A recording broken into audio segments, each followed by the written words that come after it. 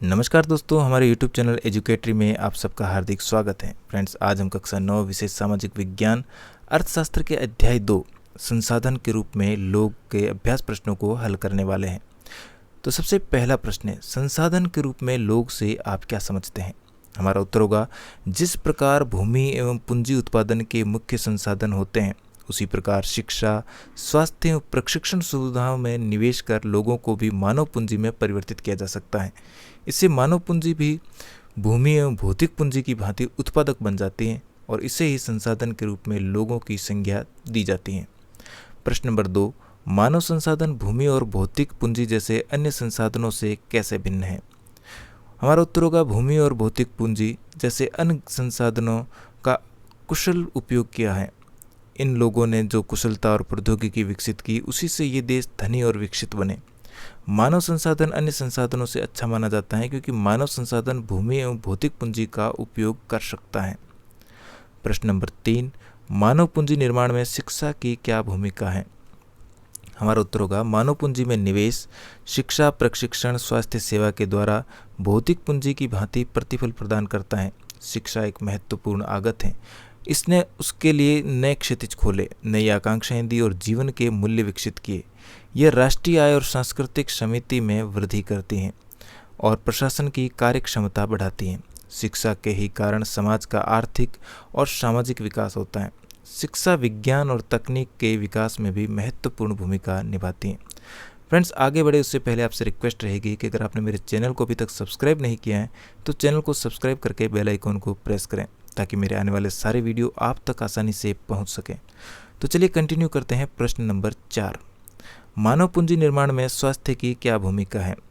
हमारा उत्तर है, मानव पूंजी निर्माण में उच्च आय से न केवल अधिक शिक्षित और अधिक स्वास्थ्य लोगों को लाभ होता है, बल्कि समाज को भी अप्रत्यक्ष तरीके से लाभ होता है, क्योंकि अधिक शिक्षित या अधिक स्वस्थ जनसंख्या का लाभ उन लोगों तक भी पहुंचता है जो स्वयं प्रत्यक्ष रूप से उतने शिक्षित नहीं हैं या उतनी स्वास्थ्य सेवाएं उन्हें प्रदान नहीं की गई हैं।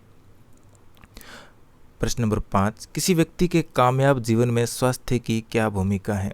हमारा उत्तर होगा, किसी भी व्यक्ति की उत्पादक क्षमता उस व्यक्ति के स्वास्थ्य पर निर्भर करती है। किसी व्यक्ति का स्वास्थ्य उसे अपनी क्षमता को प्राप्त करने और बीमारियों से लड़ने की ताकत प्रदान करता है। एक स्वस्थ व्यक्ति अस्वस्थ व्यक्ति की तुलना में अधिक कुशल और उत्पादक होता है। जैसे देश के उत्पादन में तो वृद्धि होती ही है, साथ ही उस व्यक्ति की स्वयं की आय में भी वृद्धि होती है तथा उसके सम्मुख और अधिक वेतन के अवसर उपलब्ध होते हैं। इस प्रकार स्वस्थ व्यक्ति की आय बढ़ती है, जिसके फलस्वरूप वह पहले से बेहतर जीवन यापन कर पाता है, जबकि इसके विपरीत एक अस्वस्थ व्यक्ति किसी संगठन पर बोझ होता है और वह स्वयं के जीवन हेतु भी पर्याप्त आय नहीं कमा पाता तथा नीचा जीवन व्यतीत करता है। अतः किसी व्यक्ति का स्वास्थ्य उसके कामयाब जीवन का आधार है। प्रश्न नंबर 6, प्राथमिक, द्वितीयक एवं तृतीयक क्षेत्रकों में किस तरह की विभिन्न आर्थिक क्रियाएं संचालित की जाती हैं? हमारा उत्तर होगा, किसी भी अर्थव्यवस्था में लोगों द्वारा की गई विभिन्न आर्थिक क्रियाओं को निम्न 3 क्षेत्रकों में विभाजित किया जा सकता है। सबसे पहला क्षेत्र है प्राथमिक क्षेत्रक। प्राथमिक क्षेत्रक के अंतर्गत कृषि एवं संबंध क्रियाओं को शामिल किया जाता है। इस क्षेत्रक में कृषि, वानिकी, पशुपालन, मत्स्य पालन, मुर्गी पालन, खनन इत्यादि को शामिल किया जाता है। दूसरा क्षेत्र है द्वितीयक क्षेत्र। द्वितीयक क्षेत्रक में उन सभी क्रियाओं को शामिल किया जाता है जिनसे कच्चे माल को मानव उपयोगी निर्मित माल में परिवर्तित किया जाता है। द्वितीयक क्षेत्रक में उत्खनन एवं विनिर्माण क्रियाओं को शामिल किया जाता है। तीसरा है तृतीयक क्षेत्रक। अर्थव्यवस्था के तृतीयक क्षेत्र को सेवा क्षेत्रक भी कहा जाता है। तृतीयक क्षेत्रक में व्यापार, परिवहन, संचार, बैंकिंग, बीमा, शिक्षा, स्वास्थ्य, पर्यटन सेवाएं इत्यादि को शामिल किया जाता है।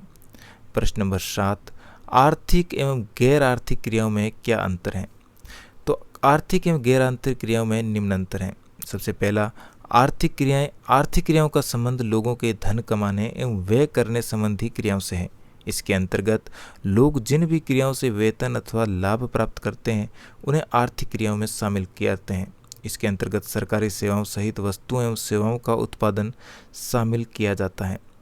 फिर है गैर आर्थिक क्रियाएं।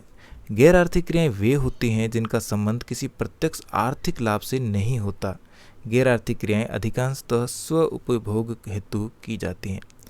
प्रश्न नंबर 8, महिलाएं क्यों निम्न वेतन वाले कार्यों में नियोजित होती हैं? तो हमारा उत्तर होगा किसी भी व्यक्ति की आय अथवा वेतन को निर्धारित करने वाले तत्व हैं शिक्षा और कौशल।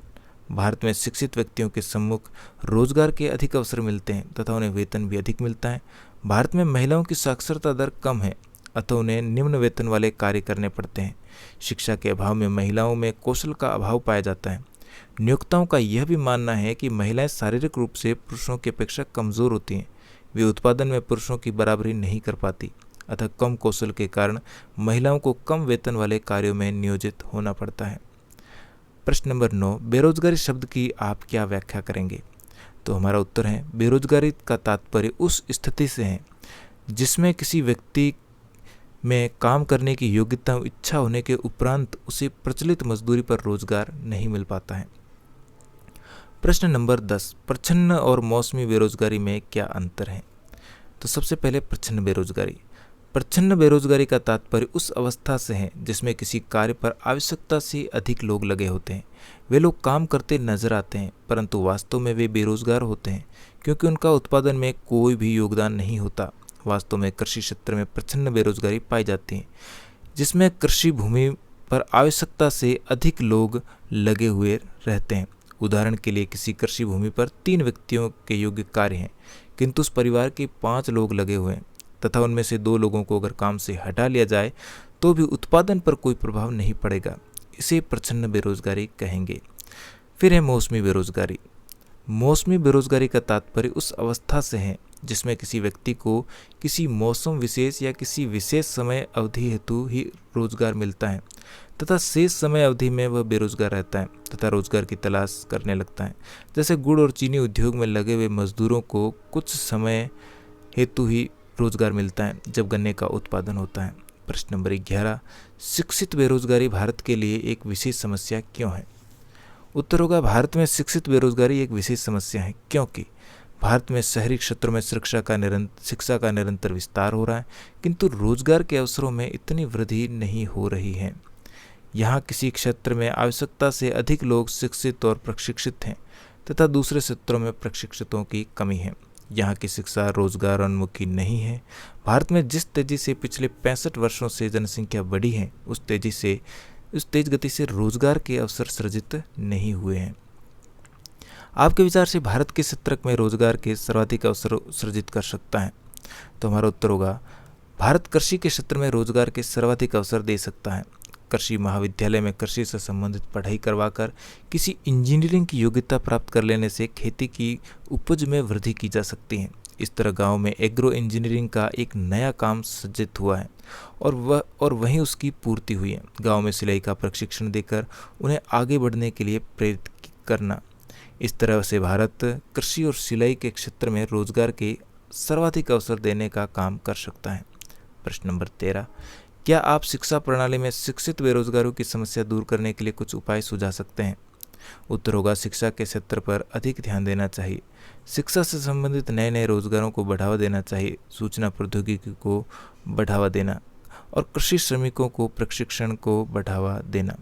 प्रश्न नंबर 14, क्या आप कुछ ऐसे गांव की कल्पना कर सकते हैं जहां पहले रोजगार का कोई अवसर नहीं था लेकिन बाद में बहुतायत हो गया? हमारा उत्तर होगा हाँ। पहले गांव में सड़क, अस्पताल, बाजार, बिजली, स्कूल जैसी मूलभूत सुविधाएं नहीं थी लेकिन आज ये सभी सुविधाएं आसानी से उपलब्ध हैं।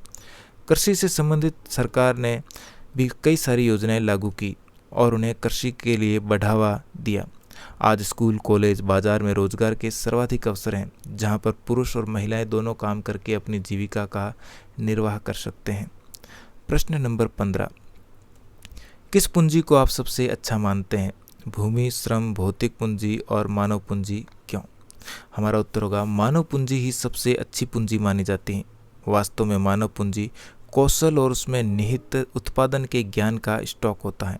मानव पूंजी की उत्पादकता के कारण होने वाले अधिक आय और साथ ही अधिक स्वास्थ्य लोगों की उच्च उत्पादकता के रूप में इसे प्रत्यक्षतः देखा जा सकता है। फ्रेंड्स, इसके साथ ही हमारा पाठ यहीं पर समाप्त हुआ। वीडियो अच्छा लगा हो तो लाइक, शेयर और चैनल पर पहली बार आए तो चैनल को सब्सक्राइब करना बिल्कुल भी न भूलें। मिलते हैं इसी प्रकार के एक और वीडियो में। धन्यवाद।